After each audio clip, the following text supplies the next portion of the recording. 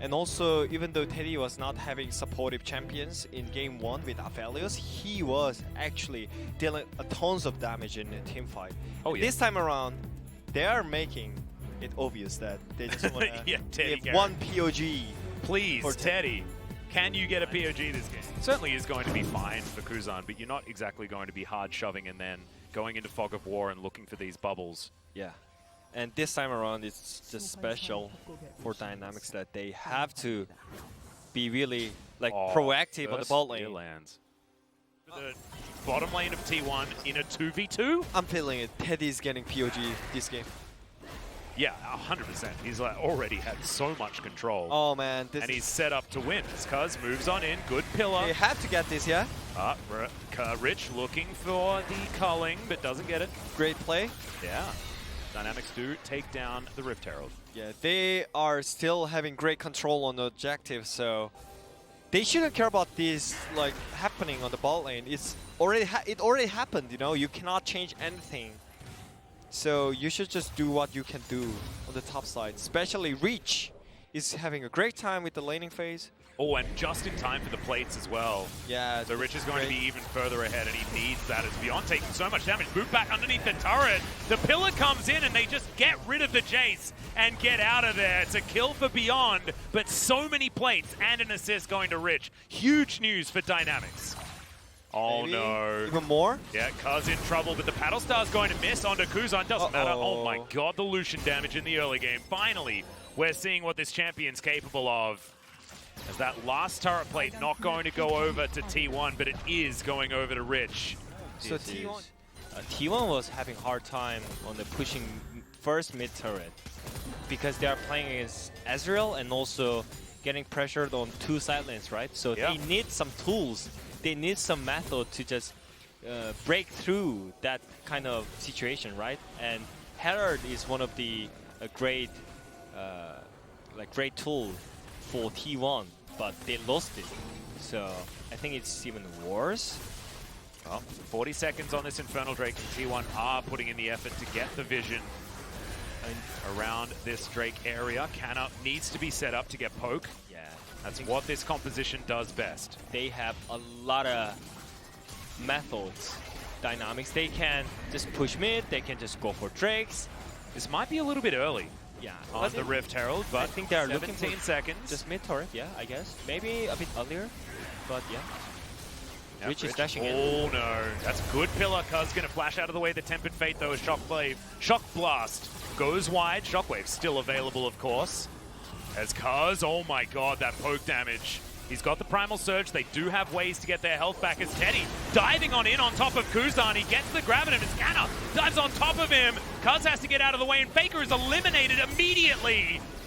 As this poke is just nutty out of Dynamics. This could just be Infernal Soul locked away, and it is. T1 have no way to fight. Simply, I just don't know what they're doing. I mean, it's just snowball from second Drake, right? Yeah. All from that. Because of that, they lost tempo, they lost second Drake, and because of... So we'll see whether Kuzan is going to continue to play well. So it seems like it's all about Teddy now. Canna does get the jump onto Rich here, but Rich is just stronger. Gets slowed down, flashes forward, all too easy. Solo kill onto the king of solo kills by Rich. Yeah. I think T1 is just falling. I think they're realizing that things are a little bit too rough. And I don't think I would have ever picked a fight with a guy that is way ahead of you. You're 0-1-0. He has Infernal Soul. Like, that's a losing fight right there, as the hook is going to land onto Kuzan. Tempered Fate lands onto Cuzz. Teddy wants to get a rev up, and now he's going to jump on in. That is a solo Shock Blast, and actually, Shockwave, sorry. But it actually moves them out of the way of the Moonlight Vigil as Teddy just gets obliterated by deokdam. That burst damage was nuts.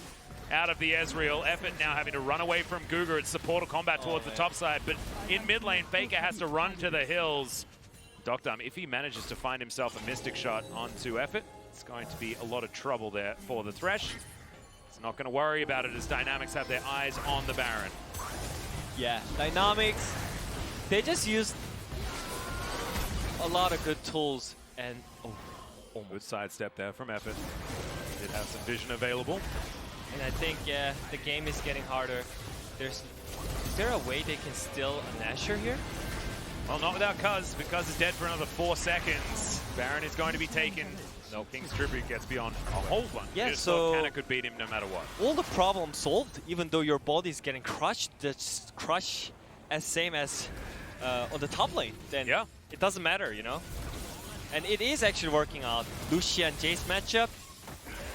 Well, we just have to see whether the amount of years that Teddy has available to him is going to be enough. If you're a T1 fan, you're definitely a Teddy fan here. Yeah, 5,000 gold is the lead though, and this is only going to get worse with close to 2 minutes left on this Baron buff.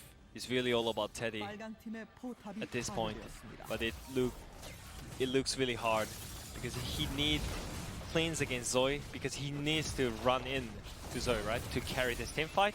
Yeah, and he's against also Trundle's pillar, so.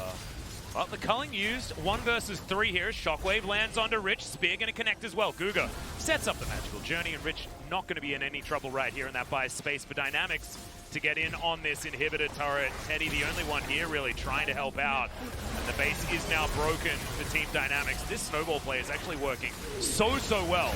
The Dynamics squad hook goes wide there from Effort.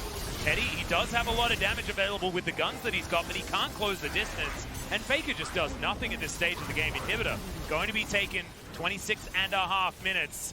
And finally, a team has shown T1 that they can't just sit back with a late game comp and expect to win. Because this snowball is so tough to get through. Yeah, they are actually doing it. Just go through for the early game against T1. Yeah. They're falling. Well, Teddy has the big guns. Beyond going to take a lot of damage. Remember, he is a very scary Aphelios. Beyond is not the target that he really wants to be crashing down on. They lose 1 inhibitor. There's 20 seconds left on the Baron. They're using empowered recalls to get them back home. You can see the damage has definitely been done. 7,000 gold the lead here for Dynamics.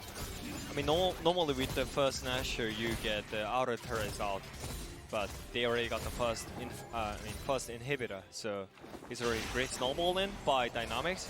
And if they just want to make it 100%, then I think they can just wait for Ezreal item as well, you know. Yeah, get a death dance on top of everything else. I think at this point they can outrange T1 with their abilities, especially with Zoe and Ezreal and Trundle's pillar. So I think they can make it easier. And for that, GuGer is looking for vision control. Yeah, 5-man T1. They knew. I mean, they know this is coming, and this is last chance for them.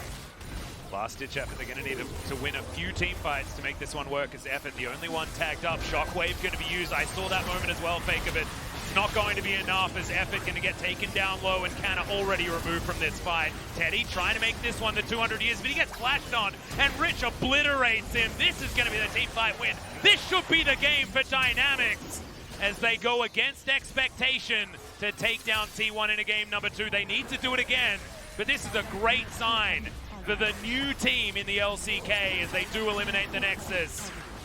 Man, it was looking rough for Dynamics. They came off a loss against Sandbox, but here in game 2, we saw their potential.